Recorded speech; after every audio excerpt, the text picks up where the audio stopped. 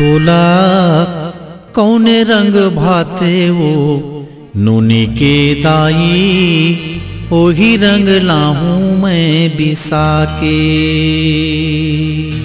मुला जौने रंग भाते हो बाबू की ददा, वही रंग लहा तो बिसा के।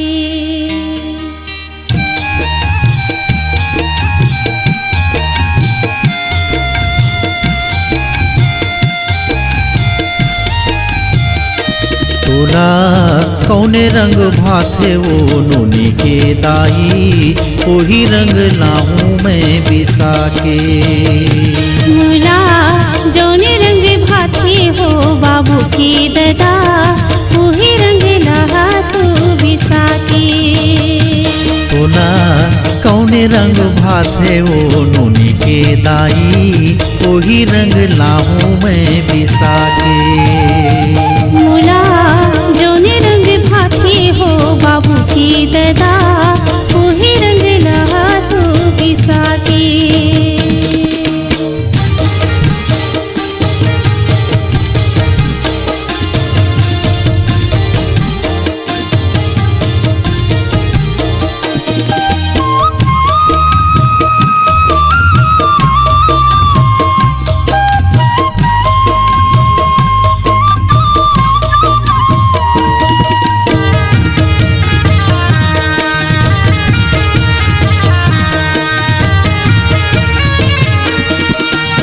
लाली लाहूं लाल लगाहूं, नीला लाहूं रंग रंगाहूं, हरा लाहूं अंग सजाहूं, प्यूरा लाहूं रंग मिलाहूं, कारी रंग लाहूं का बिसा के। वो कारी रंग लाहूं का बिसा के।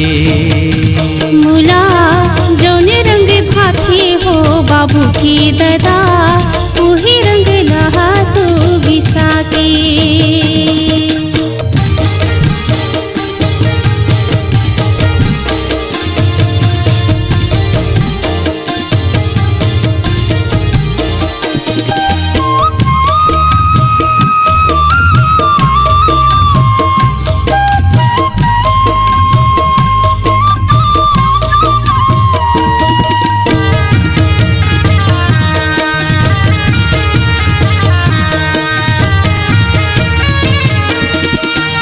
लाली गे तोर माथ के सिंदूर, कारी गे तोर कारी चुंदी, हरा गे तोर अंग सवांगा, नीला गे तोर नैन की मुंदी, प्यूरा रंग अंग तोर मिला के। वो प्यूरा रंग अंग तोर मिला के। मुला जौने रंग भाते हो बाबू की ददा, वही रंग लहा तो बिसा के।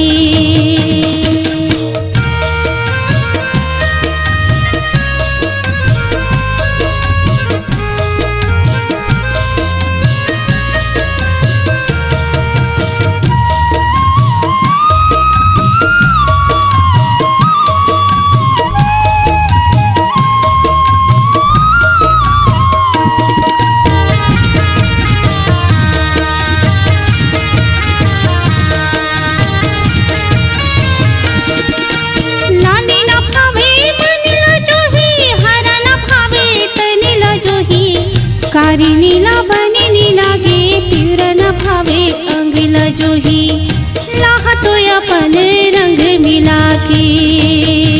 हो लाहा तो अपन रंग मिला के। तोला जौने रंग भाते वो नूनी के दाई, ओही रंग लाहूं मैं बिसा के।